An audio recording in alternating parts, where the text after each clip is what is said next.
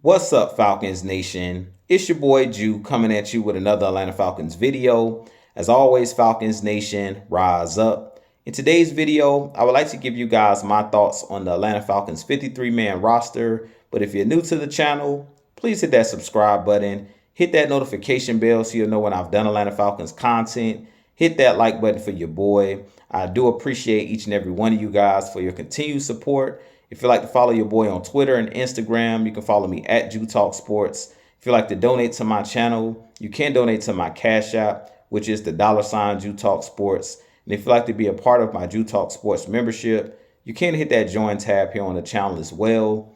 But with that being said, let's jump right into the video. So as I mentioned, I do want to give my thoughts on the Atlanta Falcons 53-man roster. As you guys know, going into training camp, I did state that this would be a really tough 53-man roster to make. And I really feel like the Atlanta Falcons had to cut a lot of good football players today. But with that being said, we'll go through this roster by position groups. So first off, making this team in the quarterback position, we had Desmond Ridder, we had Taylor Heineke, and we had Logan Woodside. No surprises in that position group.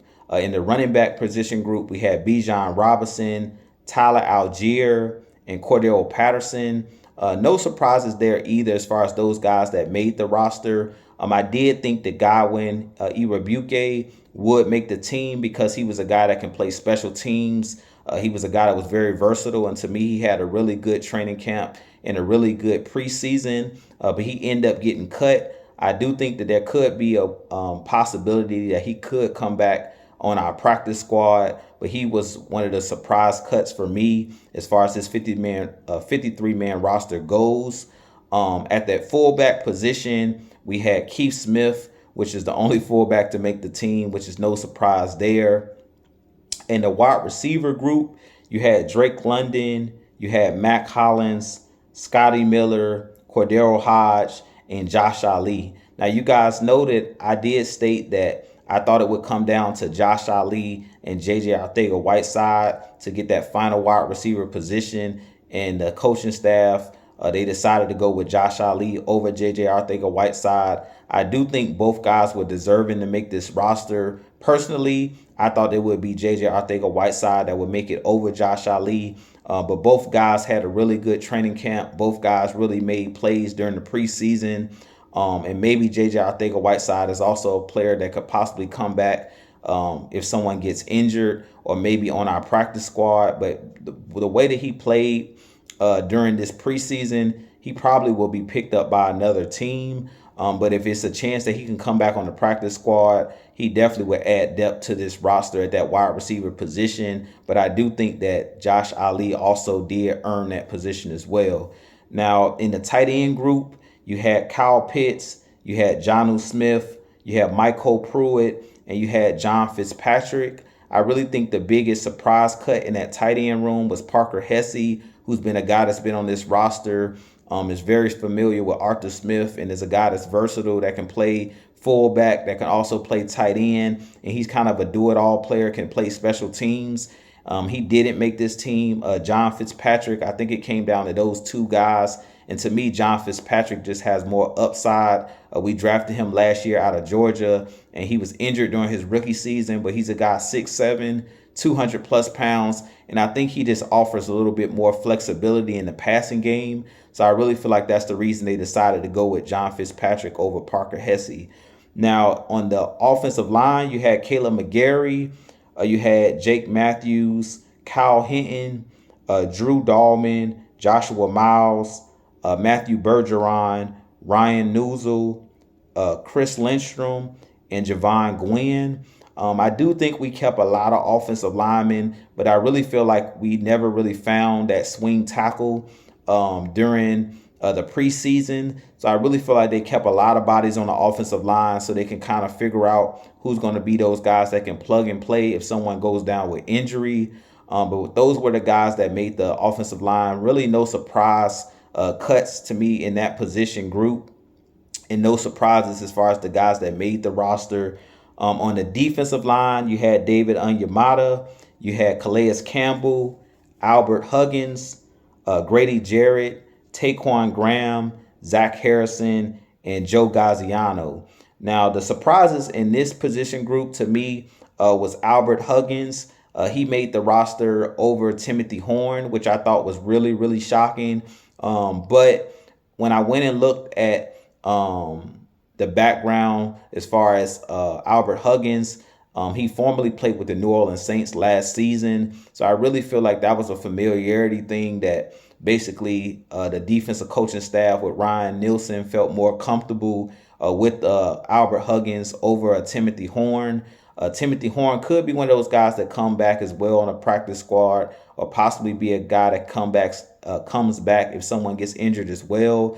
But Albert Huggins did make plays here and there during the preseason. To me, his best game was the first preseason game against the Miami Dolphins. But to me, that was one of the surprise players to make this roster was Albert Huggins. And then also Joe Gaziano was another surprise making this roster. To me, Joe Gaziano kind of stamped his way on this team with that third preseason game. That kind of stamped or solidified him making this roster. To me, Joe Gaziano didn't do much in the first two preseason games, but in that last preseason game, he did flash a couple times and he did make plays in the backfield for a couple tackles for loss against or in the running game. So Joe Gaziano is one of those guys that is the all-time leading. He leads Northwestern, where he went to college, in all-time sack numbers. So he is one of those guys that's a good rotational player, plays that defensive end position. So to me, he was another guy that I was surprised to see make this roster. Now, at the inside linebacker position, you had Caden Ellis, you had Troy Anderson, Nate Landman, and Tay Davis. The only surprise player making this roster in this position group to me was Tay Davis. Because to me, he was one of those guys that was on the bubble. I thought it would come down to Tay Davis or Mike Jones Jr. Those two guys were kind of battling it out for that last linebacker position. And Tay Davis ended up winning that battle between him and Mike Jones Jr. I think both of those guys made a couple plays here and there during the preseason and during training camp. But Tay Davis is a guy that's has a little bit more experience as far as being a veteran in this league. And he's a guy that will play special teams as well. So no surprises there other than Tay Davis at that inside linebacker position. In the outside linebacker position, you had Bud Dupree, you had D'Angelo Malone, Arnold Ebiketie, and Lorenzo Carter. No surprises there. I did think that all of those guys will make this roster, and they end up making the roster. At the cornerback position, you had Jeff Okudah, AJ Terrell, D. Alford, Mike Hughes, Trey Flowers, and Clark Phillips III. In this position group, I did think that all of the guys that made it would make this roster. The surprise cuts for some could be Cornell Armstrong, because he was one of those guys that was on this team last year. And Darren Hall was also cut from this roster, which was drafted by this regime. Now, I wasn't surprised to see Darren Hall get cut, because to me, he didn't really make a lot of plays during training camp, and he didn't make many plays during preseason either. And Cornell Armstrong was actually injured. So I really feel like that was one of the reasons why he got cut, is because he couldn't really go out there and compete, because he had that injury that kept him out of the preseason games and kept him out of most of training camp. So I wish those guys nothing but the best, but that DB room is really deep and was one of the deepest positions on this Falcons team. So I do think that Darren Hall could be picked up by another team. And once Cornell Armstrong comes back, he could be another guy that gets picked up as well, because we were really deep at that cornerback position. Now, as far as the safeties, of course, we had Jesse Bates III make the roster, Richie Grant, Jalen Hawkins, and DeMarco Helms. To me, all of those guys solidified themselves during training camp and during preseason. No surprises out of those guys that made it at that safety position. And then at long snapper, you have Liam McCullum. And at the kicker position, of course, you have Younghoe Koo. And then rounding out this roster at the punter, you had Bradley Pinion. So no surprises there. All three of those guys were in our special teams unit last year, our long snapper, our kicker, and punter. So no surprises there. All of those guys are really good at their positions. And they really didn't have to battle it out with pretty much. They didn't have much competition at those positions because those guys are pretty much veterans at this point. But with that being said, you guys let me know what you think of this 53-man roster. I was really impressed with these guys during training camp, really impressed with these guys during preseason. Like I said, I really feel like this Falcons team had to cut a lot of talent, a lot of good talent off this team. So hopefully we're able to retain some of our guys on the practice squad. And after they go through waivers, hopefully we're able to keep some of these guys on this team and re-sign some of these guys. Because to me, all of these guys competed at a high level.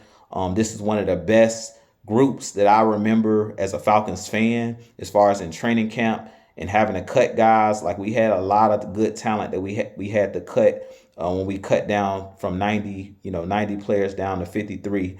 But with that being said, you guys give me your thoughts on this Atlanta Falcons roster. Who is your surprise cuts? Who is your surprise guys, surprise players that made the roster? Personally, like I said, it wasn't many for me that were surprise cuts, but there were a few here and there that I was really surprised to see.